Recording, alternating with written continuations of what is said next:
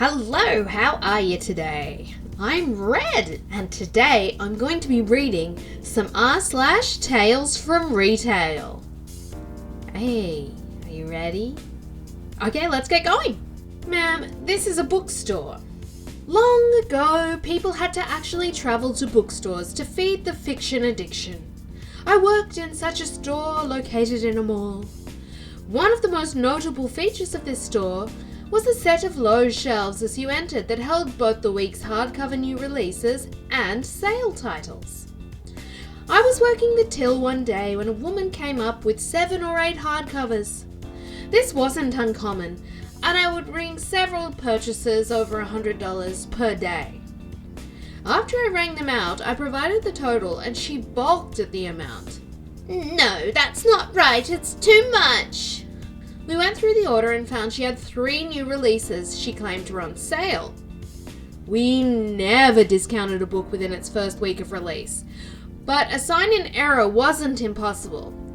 I asked her to show me where the books came from and she took me to the front of the store to the new releases and sales shelf. She pointed to a large red sign attached to the shelf and went, "See, save up to 50% off." Indeed, the sign did say that.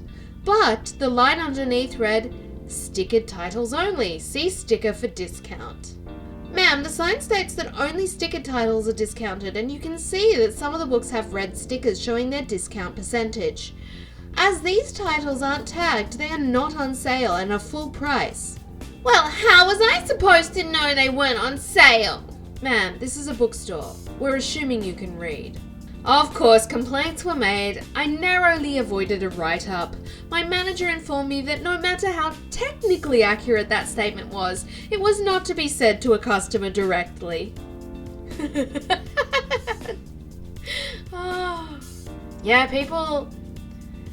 okay, that whole big print, small print kind of sale signage has been around for a long time. People know how it works. They just choose to ignorantly ignore it and hope that somehow they can talk their way into a discount. Okay, here's our next story. Red or green? I'm blind. My first on the books job was at a grocery store. One day we had a regular who was entirely blind and I helped him shop. He was a good guy, I liked working with him, but I screwed up a few times. We were in produce and he asked about grapes, so I asked, "Red or green?" I immediately was mortified, but still was not sure how else to describe them. He tried a few and selected one or the other. I forget which I got him, but I made sure he had the freshest grapes in the darn store. By checkout, I had been descriptive enough that he had too many products for his bag. Apparently, he normally loaded his groceries into a large hiking backpack and walked home. I had simply described too many things that he liked, so he needed to borrow the cart to get his groceries home. Normally, carts were not allowed out of the parking lot. I walked with this man all the way to his home a few blocks away. The final mistake? I asked him if he wanted me to turn his lights on for him. I guess it did not matter. To this day, I really hope that he did not hate me and that I was a good help. You tried so hard. It's not like you were intentionally being rude or yeah, I'm sure he understood and appreciated how kind you were to him. Okay, here's the next story. What color? I don't know. I work in a construction store and we have a paint department. Process is pretty simple. Pick a swatch with the color you want, hand it to the paint person, and they mix the paint for you. I had a lady who didn't seem to understand this concept when she came up to the register. I was ringing her out and she had 2 cans of red paint. Just as I was about to ring them, she stopped me. Are those red? Yes. I don't want them. Okay. Why did they give me red? I noticed her swatch. Is this yours? Yes. Did you pick this out and hand it to the paint people? Yes. Did you ask them to mix it for you? Yes. That's why they gave you red. But I don't want red, I want white. After some more back and forth, I conceded and set the paint aside. I started trying to call up the front to have someone bring her up some white paint. All the paint before it's unmixed is white, figuring maybe the paint had been mixed by accident. At At this point, the lady changed her mind again. I want beige. Beige, not white. I want beige, not white. You'll have to go back to the paint department and pick out another colour then. Why can't they bring it up here? Because there's different shades and they're not going to keep mixing the paint if the colour is off. That's why they let you choose in the back. More back and forth of this same nature, with even a customer stepping in to explain to the woman how swatches work. Eventually, my supervisor stepped in, having overheard what was going on. Ma'am, you need to go back to the paint department and pick out your colour. But I just want beige. We can't help you over here. My cashiers have other customers waiting to be helped, and I'm not sending them back and forth to get you paint.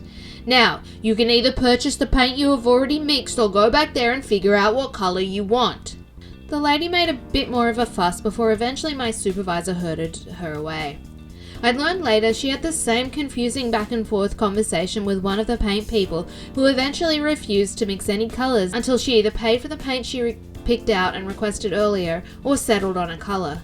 She refused to buy the red paint and eventually left after kicking up a fuss down at the registers. Sometimes the brain just doesn't work right and correct connections aren't made, and simple concepts are hard to grasp. Okay, here's the next story. Let me just double your loyalty points. This happened a while ago. I was working the till at quite a large supermarket for a while. We had this loyalty point card that many people used. You would get 1 point per $2 spent in the store, excluding alcohol and tobacco, among other things. And 1 point would be worth something around a cent. I had this lady at my register that bought a pack of candy or something like that. She insisted on me scanning her loyalty card, which I did. I was also fed up with this job and handed in my 2 weeks notice earlier that week. AKA started the best 2 weeks of my life. How many points did I get for that? 0 points, sorry. You get 1 point for every $2 spent. Scan my loyalty card again. Okay, I scanned the card. Oh, would you look at that? What is it? How many points did I get? 0 points. I want my points. She proceeds to not move an inch away from my register. A queue of people behind her are waiting, and we are, of course, short-staffed. Okay, look, it's kind of a secret, but I can multiply your points on this purchase by 10. Nice! How many points do I get then? 0 points. 0 times 10 is 0. Please leave. I really love the time when you handed in your 2 weeks notice and don't have to be nice anymore. What's the store gonna do? Fire me?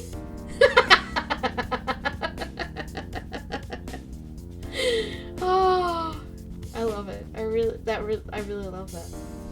I hope you guys enjoyed those r/Tales from Retail. Read by me, Red. Please give the video a like if you did enjoy it. And don't forget to subscribe as well if you haven't done that. Thanks so much for watching today, guys. Have a good rest of your day. Bye-bye.